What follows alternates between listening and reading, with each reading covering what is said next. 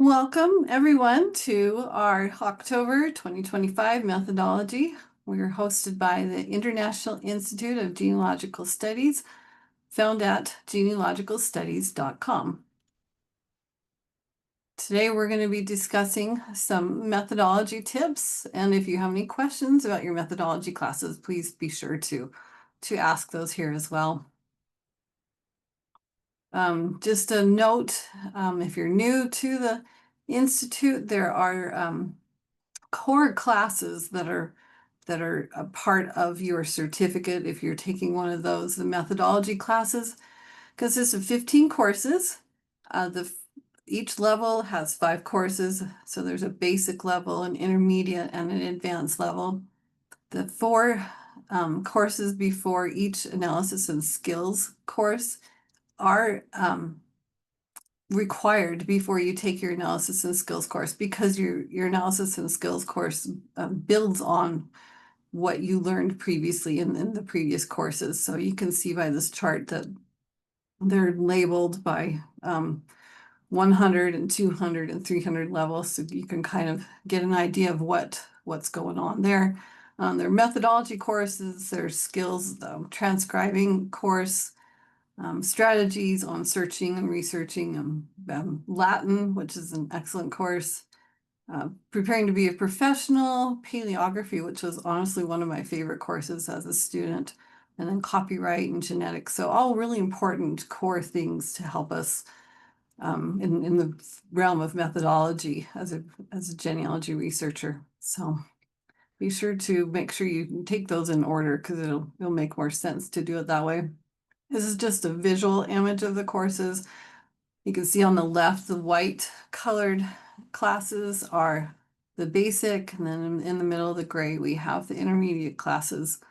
And then over on the right, we have the dark blue, and those are the advanced level courses.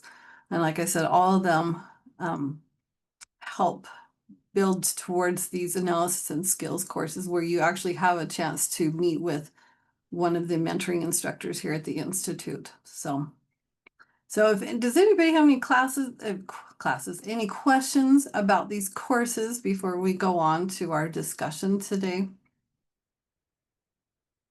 Yeah, please. You'll have to unmute yourself. Recorded. Oh, go ahead. Well, do you want to do questions at the end or part of the recording? Oh, whatever you feel comfortable with. Is it about these methodology courses? Yeah, I have a couple of very specific questions. Okay, dude. Well, there are people who watch these later on, so if you think they'd be helpful, then we can definitely include it in the recording. Otherwise, we can wait till the end. Well, I guess I just wanted to know whether or not you edit out my more rambling question or you keep it in. This is all part of the recording, so if you would prefer to leave it till the end, then I would prefer to leave it to the end then. that's fine. Yeah, that's just fine. Yeah, Okay. thank you. Yes. So if there aren't any questions, we're going to get started today. We're going to discuss timelines. And so timeline is a really helpful tool for a genealogist. It was a game changer for me when I learned about these. I'm like, wow, this is just amazing. What you could figure out by just listing things in a simple, little graph form. There are several assignments in the analysis and skills courses that require the student to do a timeline. And so it's helpful to understand what they are and how to make one. In the first A&S course, there's a timeline that's connected to the article that you will read. In A&S 2, there's an exercise and an assignment that require you to make a timeline yourself. And then A&S 3, the second half, assignment 7, it has a timeline. So it's really good to be familiar with these. And so we'll do a brief overview. I mean, this isn't a long lecture today, but we'll hopefully get you going if you haven't used this tool yet. And the big thing to keep in mind too is that when you have a timeline, you probably want to have a research plan as well, because you're making the timeline based on, well, what do I want to know for my research. So just keep that in mind as we go forward. So we're going to discuss today what is a timeline. We're going to discuss why we make a timeline, and we're going to discuss how we're going to make a timeline. And if you have questions, you know, you can interrupt me as we go, or once again, you're welcome to leave them till the end, whatever works best for you. But just briefly, the what is a timeline. We're going to discuss boundary changes that you could possibly have. A county that changed boundaries, and so having a timeline helps you understand those kinds of things. You can understand historical events, and you can focus on the specific time frame for an ancestor's life. So all these things are part of the timeline, and we'll go into them in more detail.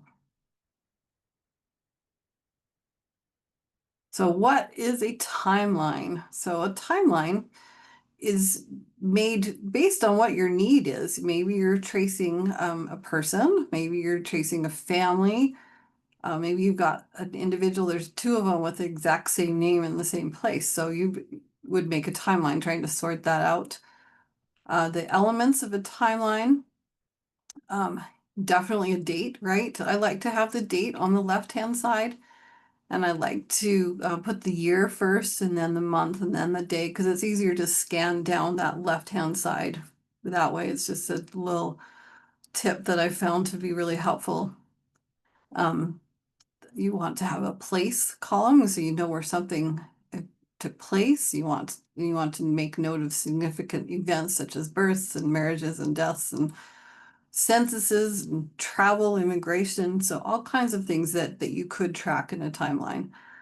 The historical events, you may not find your ancestor connected to them, but knowing what they are in that place where they lived can kind of help with your overall picture of what was going on in their lives, and might, you know, be a catalyst for a reason why they did something. So it's good to know those kinds of things. And you know, maybe don't need to put everything in, you know. So, but you kind of just have to base it on what your needs are. Maybe there was a local catastrophic event, and so in that case, you would want to put that in there. Personal milestones, maybe graduation, so they graduated and then they've moved for a job. So all kinds of things that you could put in on your timeline. And then the time frame, you can, sorry, we'll go to the boundary and law changes. Boundaries can change and a person could stay in the same place. And because of that, you will change where you're looking for your records, because, you know, maybe it's, you know, X county and then the boundary change, and then you need to look for records for your family in Y county. So understanding those changes, the law changes, maybe you have taxes that are affected, dower rights, inheritance. So all those kinds of things are things to note if that's something that would be helpful in your timeline. And then the time frame. Oh, let me finish time frame and then I'll answer your question. You can do a person's entire life, or you could just narrow it down to, you know, a specific time period, maybe their 20s and 30s or something like that, or maybe just finding them in all the censuses. So those are kind of some of the things that you could include in a timeline. Yes, but please go ahead. What's your question? So for boundaries, I'm wondering, because in England the boundaries changed an awful lot over the years, and I guess I'm just wondering, do you put the year that the boundary changed and the new name to Yeah, look, I or would. like how much information do you put in there? Well, so timelines, you don't want it to be so cluttered, it's hard to read, right? But you would want to have enough information. I mean, part of these timelines is to help you as a research tool. So enough information that will allow you to research, you know, answer your research question. Does that help? Okay. That's a great question. Yeah, excellent. So why should we use a timeline? It helps us be organized. We can, if you use like an Excel spreadsheet, you can sort things, you know, sort elements. You can see missing information as I was preparing for this today. I'm like, oh, look at that. I'm missing, this particular event for this person. So you can see what's missing. You can see possible mistakes. You're like, oh, I made this assumption and this doesn't look like it's right. So you can find errors, and you can also see when people moved around. So it's kind of helpful in that regard. Um, Helps you identify patterns, maybe a pattern of, you know, the birth of children, or, just anything that could happen in a pattern. It can help you establish connections with other people. So think about the fan club, family members. If you're seeing a pattern, like like a land record, maybe you see a name that keeps showing up with your ancestor in land transactions. Okay, that's a clue. And so if you've had that laid out in a timeline, then you can say, oh, I should probably look into this person because they're showing up an awful lot with my ancestor. Um, it helps you evaluate. Part of the genealogical proof standard is to analyze and to correlate. And so when you have this tool, you can kind of look at it and analyze things and correlate things too, to get an idea of what's going on and answer your research question. And then you can get research ideas from it, because maybe you see something that's missing, maybe you think of something else that would be helpful. So all of these reasons, and probably more, are reasons why we would use a timeline. Something else to think about when we're dealing with a same name person problem is we want to consider, the ages of the people that we're looking at, the geographic location, their occupation. If one of them's, a butcher and the other one is, I don't know, a printer, it's probably not the same person, right? If possible, we could look at their handwriting. That's really helpful to compare your signature, and then, other people surrounding them. So all these kinds of things are ways that we can have this timeline be useful to us. So, and then how to make a timeline. So the best way is to do it chronologically. And for me, starting with the earliest record and then going to the latest one at the bottom of my spreadsheet is how I do it. I can't imagine doing it any other way, but maybe there's a reason for it. But chronologically is a logical way to have a timeline laid out. You can make a template, and then you can use it for, multiple people, and expand it as you need to. So if you have that template and you need one more column or one more, more lines, then you can expand it depending on what your needs are. But if you have that basic template, then it's easy to get going again. You can have a really simple timeline. You just have a list of dates and places and who it was and what the event was, or you could get really complex. I've seen some really intricate ones where they've got them, with colors and all kinds of things, and lots of family members, not just one person or family, but maybe fan club people. And so it just depends on what your needs are. So, but you can make it more complex if needed. The column headings, these are just the basic ones, the date with the year first, the place, the who. I forgot to put, the event. And then questions, or comments. You can have as many columns as you need to help you sort out what your records are and what your events are and what you need to analyze with this timeline. Putting sources in the footnotes is really helpful. You could, use a little footnote tool to attach to each source in your source column, or in probably the event column, and that would lead to the footnotes at the bottom of the page. And so that's not, because citations are a little bulky, and we're trying to make this, simple to kind of look at it and make it all streamlined to look at. So different programs are available to use to make timelines. You could use Excel, you can use a Google Doc spreadsheet. Your personal family history program can be used for timeline, and I'll show you an example of that.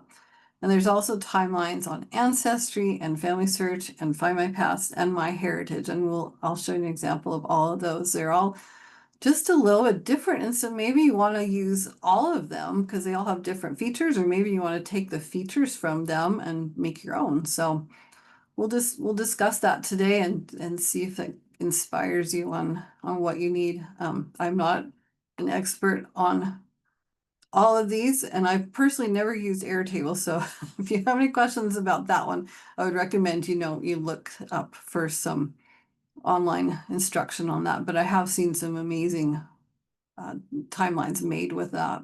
So color coding, we'll talk about that in just a minute. And then I've heard it also watch some webinars of people who've been using AI for making their timelines. There's some really amazing tools that are coming out with AI to help us be more efficient maybe in our genealogy and our research, and help us maybe um, use AI to save us some time so we can spend our time on, maybe the research. So just some things to keep in mind on how to make your timeline.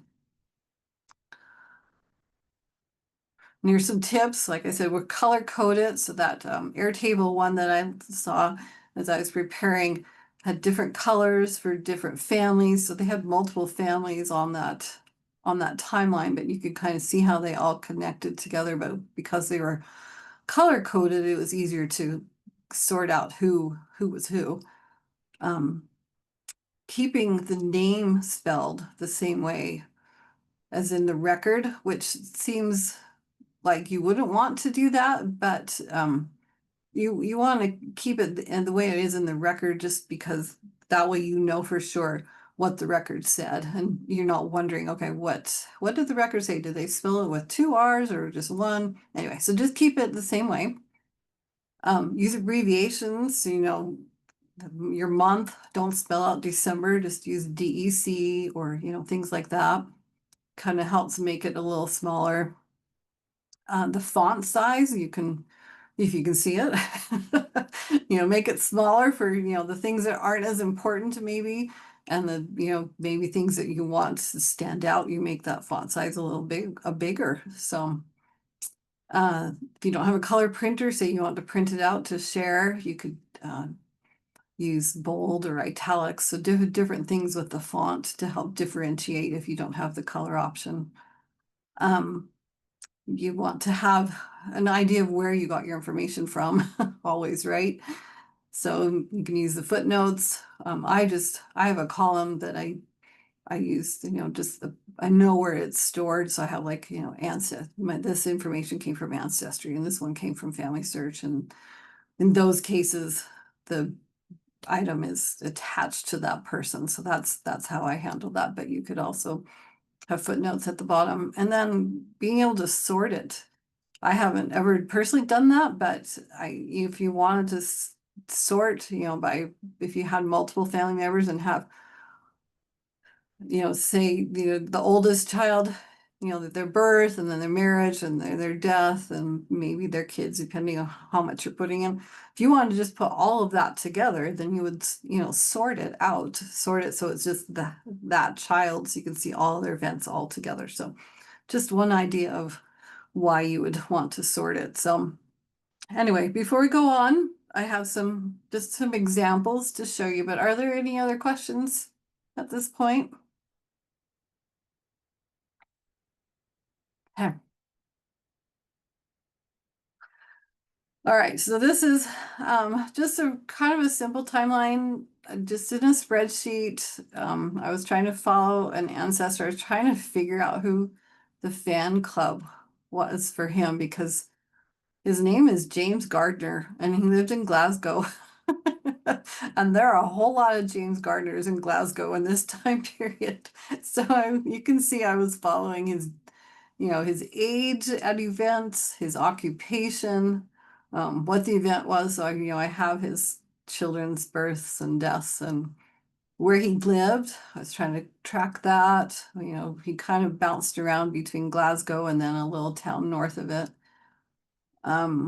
and then just where I got the source from. And then in my notes column, if there's something that stuck out to me, that's what I put in there. So like when his son James was born, it was a minister. He was christened in the little town north of Glasgow, but the minister who came to baptize him was from Glasgow. So I noted that kind of information because I'm like, well, that's interesting. He's already got that connection to Glasgow, but he hasn't moved there yet. So anyway, so that's just kind of a simple example of a spreadsheet. I haven't color coded it, but I could. He had, trying to remember, at least 10 children, so I could, maybe pick out 10 different colors. And so Alexander has his own color, Robert has his own, or, so there's different things I could do with this, but that's how I laid it out, and it worked for me for what I was trying to do. Still haven't figured out who his fan club is yet, but I'm still working on it. This is the genealogy program I use. It's Ancestral Quest, but they all have the timeline feature. You can kind of see on here, we've got, different associations like his parents, his siblings, his own children. And then in green, I thought it was kind of interesting. So he was born in trying to remember when he was born. Anyway, he's born in the late 1800s. So then we can see the American Civil War began in 1861. Well, that's interesting. That might probably didn't affect them because they were in Ontario. And then, sorry, he was born in 1889. It's right there in the middle because he's the one in the black bold.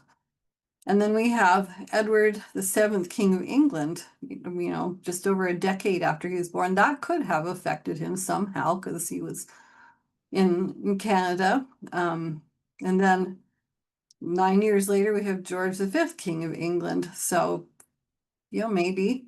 And then World War I at the very bottom of the screen, 1914, would he have been old enough?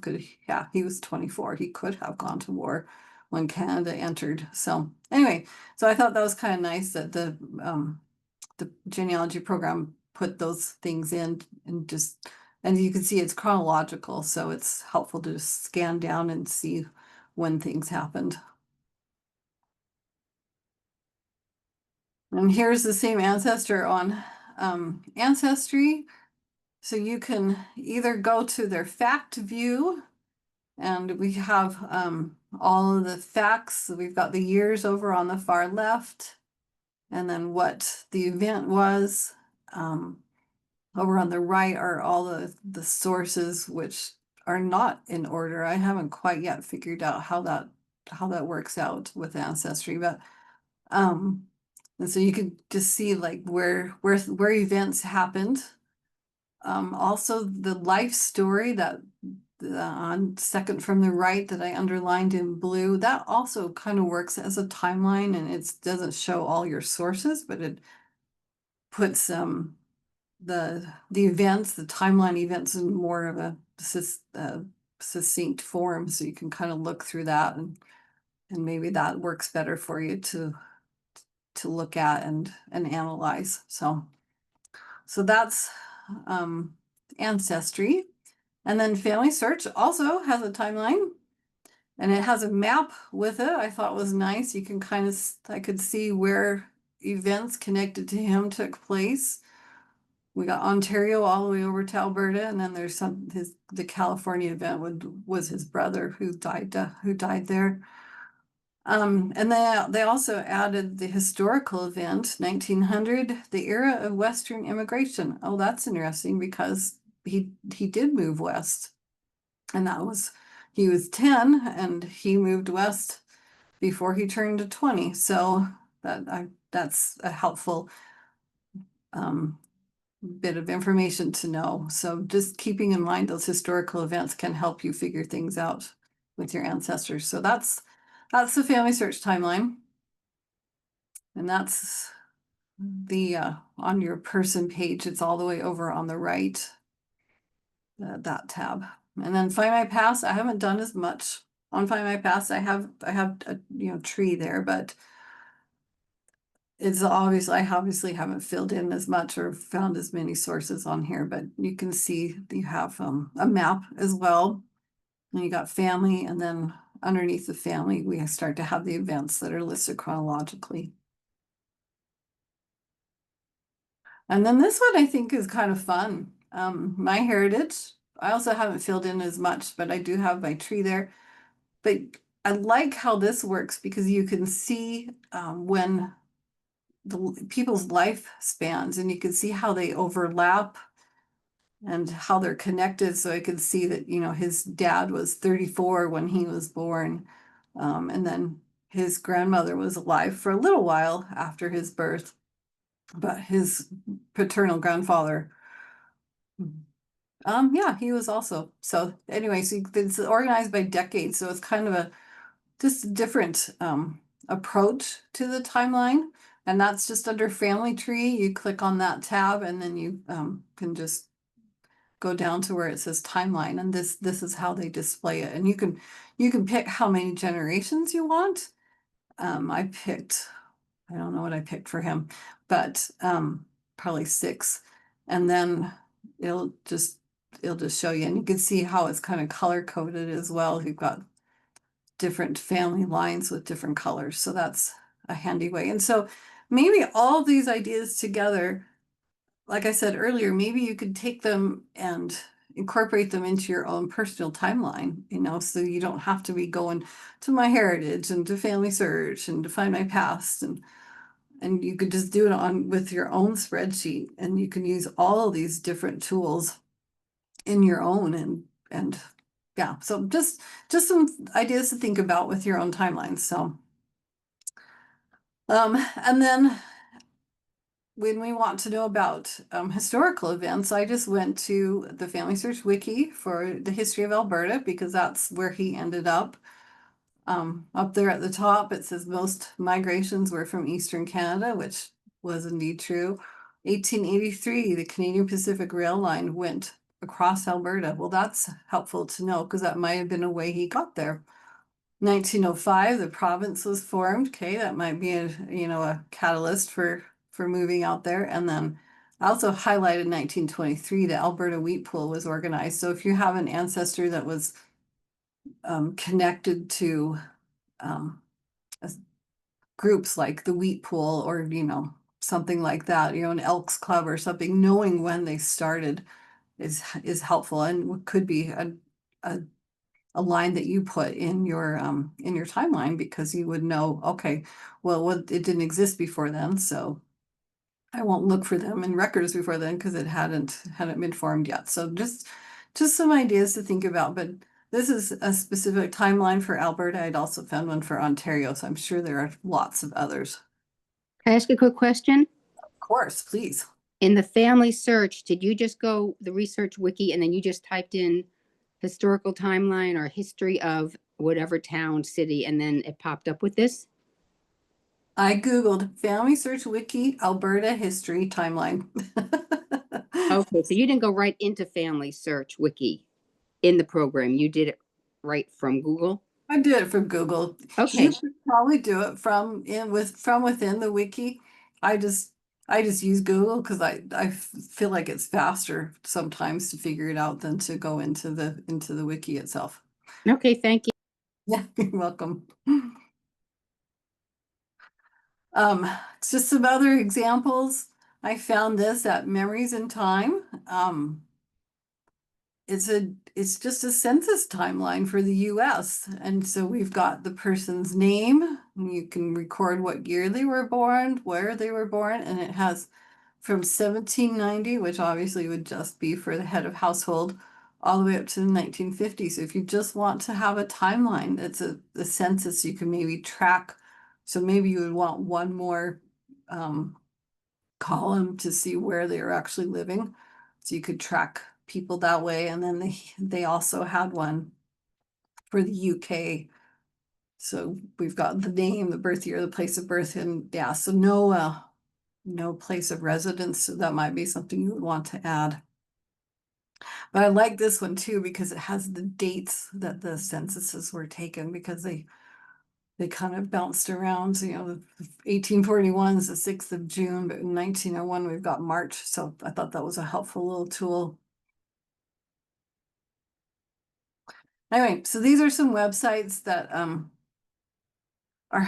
are mentioned in ANS2, and some that I also found.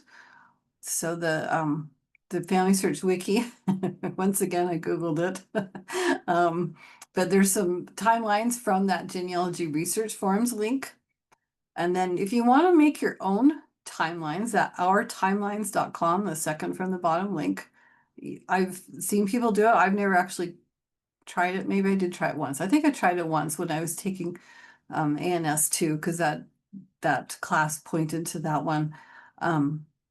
You are limited, I believe, unless you pay for something, but if you have 10 events or 10 columns, and that's probably plenty. Cindy's list has a great list of timeline links, and then the NGS article that is referenced in your ANS course. So, but there's a lot of information out there to help us with our timelines. And I've should also mention that there's I can't remember the name of it now, but a place like historical facts, for the world. So if you want to just kind of know what's going on, you maybe Google the world historical facts timeline, and you can find websites that will help you with that kind of information. So anyway, so just some ideas to get you started. And now I have a challenge for you. Want you to identify a research question. Maybe you have a brick wall. I just actually this afternoon, right after lunch, I started making a timeline for one of my brick walls, because I recently, with the full text search on Family Search, found an amazing record that I think is going to help bust this brick wall. And so I started making a timeline so I could help myself understand what information I already knew and see where to go next. So I want you to identify a research question. If you don't have one right away, then think about it for the weekend, and then make a timeline to help you answer that. Maybe you've never done a timeline before, and so this will be your first chance to give it a try, and you can tweak it as you go. This is meant to be a tool for you. So I hope it helps you in your personal research. And we are here to help you here at the Institute. We've got many ways to contact us, our website, on social media, the YouTube channel that has, lots of videos for you to go watch. And then on this social, Genealogy Social, please come there and check that out. And reach out to us if we could help you in any way. So thank you for joining me today for our methodology meeting hosted by the International Institute of Genealogical Studies, found at genealogicalstudies.com. And I wish you the best in your research.